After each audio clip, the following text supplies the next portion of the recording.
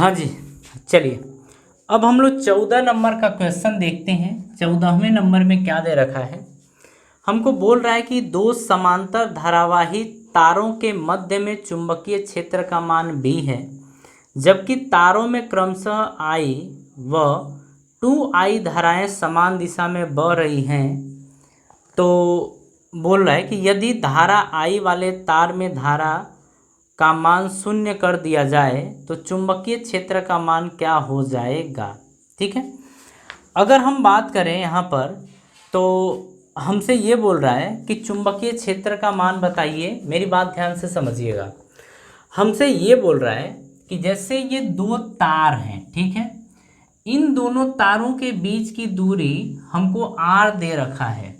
इन दोनों तारों के बीच की दूरी r दे रखा है और हमसे ये बोल रहा है कि यदि इनके बीच में, मतलब जब तारों में क्रमशः दो तारों मध्य में चुंबकीय क्षेत्र का मान, जबकि तारों में क्रमशः I व धाराएं बह रही हैं, तो I का मान शून्य कर दिया जाए तो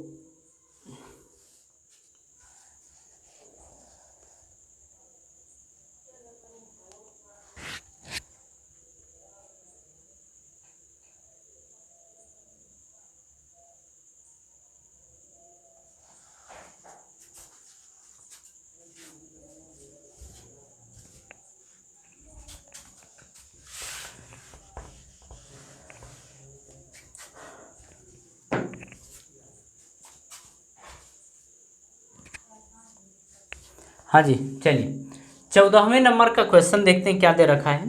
बोल रहा है कि दो समांतर धारावाही तारों के मध्य चुंबकीय क्षेत्र का मान B है, जबकि तारों में क्रमशः I व 2I धाराएं समान दिशा में बह रही हैं। यदि धारा I वाले तार में धारा का मान शून्य कर दिया जाए तो चुंबकीय क्षेत्र का मान क्या होगा। ये हमसे क्वेश्चन बोल रहा है। मेरी बात ध्यान से समझिएगा, दो तार लिया गया है, एक तार हम मान लेते हैं ये है, दूसरा तार ये है। दोनों तारों में एक में I धारा प्रवाहित हो रही है, एक में 2I धारा प्रवाहित हो रही है, ये फ्लो हो रहा है। हम मान लेते हैं कि बीच में कहीं पर एक बिंदु है P, इस बिंदु से, इस तार से इसकी दूरी R है, इस तार से भी इसकी दूरी R ले रहे हैं। हमसे ये बोल रहा है कि इस बिंदु पर इस तार और इस तार के कारण जो चुंबकीय क्षेत्र का मान है B है। ठीक है, तो सबसे पहले तो हम निकालेंगे, मान लीजिए तार पहला है, तार दूसरा है। ठीक है, तो हम कहेंगे कि तार फर्स्ट तार के कारण P बिंदु पर चुंबकीय क्षेत्र, तो हम लिखेंगे कि प्रथम तार के कारण P बिंदु पर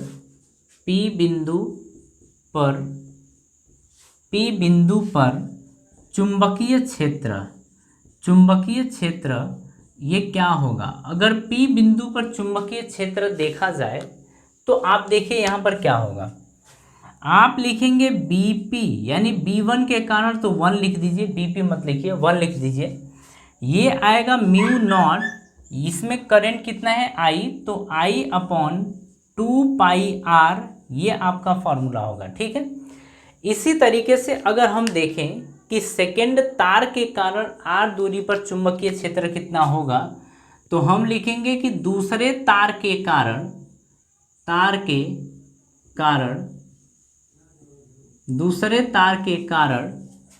P बिंदु पर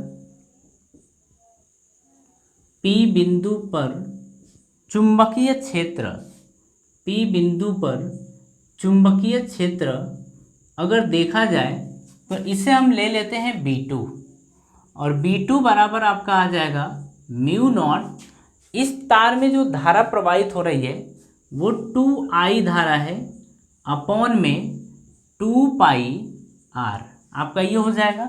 लेकिन एक बात ध्यान रखिएगा, इसके चलते, इस तार के चलते यहाँ पर अगर देखा जाए मैग्नेटिक फील्ड, तो इस डायरेक्शन में या इधर की तरफ ऐसे ही देखते हैं ना, तो क्रॉस है, यहाँ पर क्या है, क्रॉस। तो आप लेंगे कि चुंबकीय क्षेत्र की दिशा क्या है, अंदर की तरफ, तो क्रॉस है। लेकिन इस तार के कारण जब ऐसे करेंगे आप तो इस क्षेत्र में डॉट और इस क्षेत्र में क्रॉस आएगा, तो यहाँ पर डॉट आ जाएगा। बात समझ में आ रही है।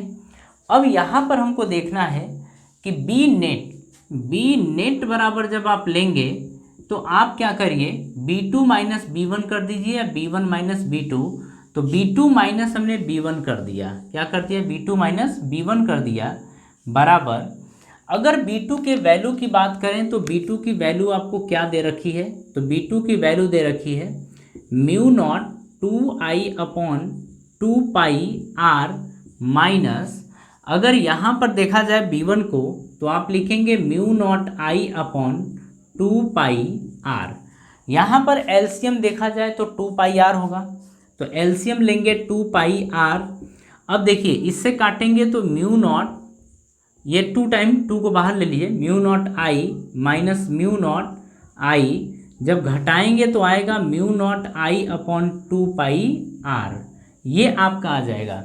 यानी कि आप देख रहे हैं कि जो बी नेट की वैल्यू आई है वो आपकी आई है mu naught I upon 2 pi R के बराबर, और हमको क्वेश्चन में दिया गया है कि जो ये बी नेट की वैल्यू है ये बी के बराबर है।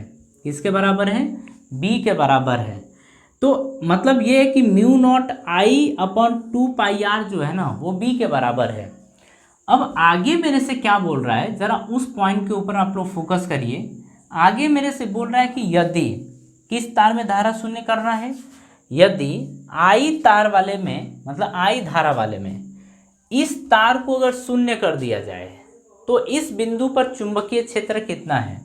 अगर इस तार में धारा शून्य कर दें, मतलब तार आप हटा दें, धारा शून्य करने का मतलब तार आप हटा दीजिए पूरा।